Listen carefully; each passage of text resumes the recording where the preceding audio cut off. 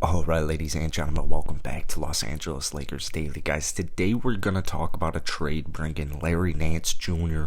over to the Lakers now, currently with his injury, and then honestly just not really having a good year whatsoever. Statistically speaking, only putting up 6.9 points. The 5.6 rebounds are the lowest of his entire NBA career since his rookie season all the way in 2015, shooting only 30% from downtown. So when I'm looking at Larry Nance Jr., I'm thinking like literally Kendrick Nunn, DeAndre Jordan, and like 2 second-round picks. Keep in mind he's also injured right now, but that should not be a problem for like the rest of the season. So you're pretty much going to get a year and a half of Larry Nance Jr.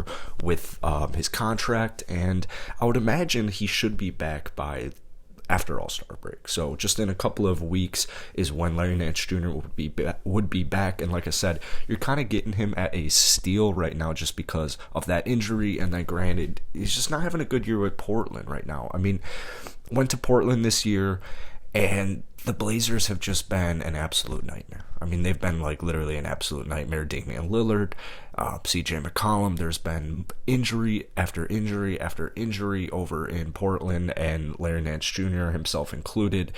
They just never really found any type of groove whatsoever this season, and I would imagine that they're going to be sellers at the deadline. So guys like Larry, these are players that Portland, I would imagine, are kind of trying to trade away for some draft capital and just some young assets. I want to look at last year for Larry Nance Jr. because the way I see it is he can kind of come in and fill like a Kyle Kuzma-esque role. Last year, 9.3 points, 6.7 rebounds, 3 assists, 1.7 steals, and then he shot 36% from downtown. So I like that version of Larry Nance Jr. a lot better. This is a guy who actually, he's got drafted by the Lakers. He's been a center before. He can play the power forward. He can play the center position. He can play, it's not that small ball of he's 6'7", so it is small ball center, but he can still play it. But I just really like kind of the versatility Larry would bring. I don't really want the Lakers to only get guys who can score on offense.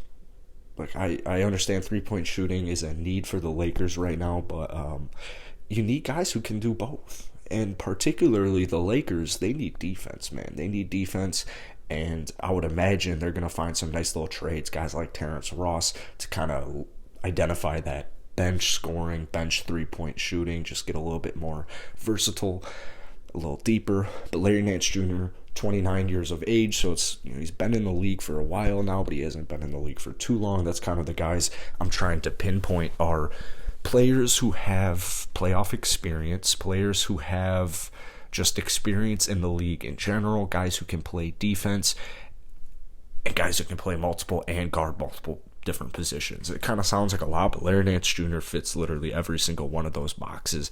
And like I say, he literally just turned 29 earlier this season. So, I mean, what will he be? 30 years old when he's no longer a Laker? I think that they would take that. And like I said, you're getting him for a year and a half.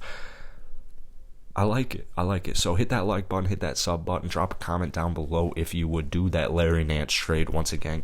It would be something of such Kendrick Nunn, DeAndre Jordan, and like 2 future second-round draft picks, because I don't think Larry Nance at this current point would be able to get a first.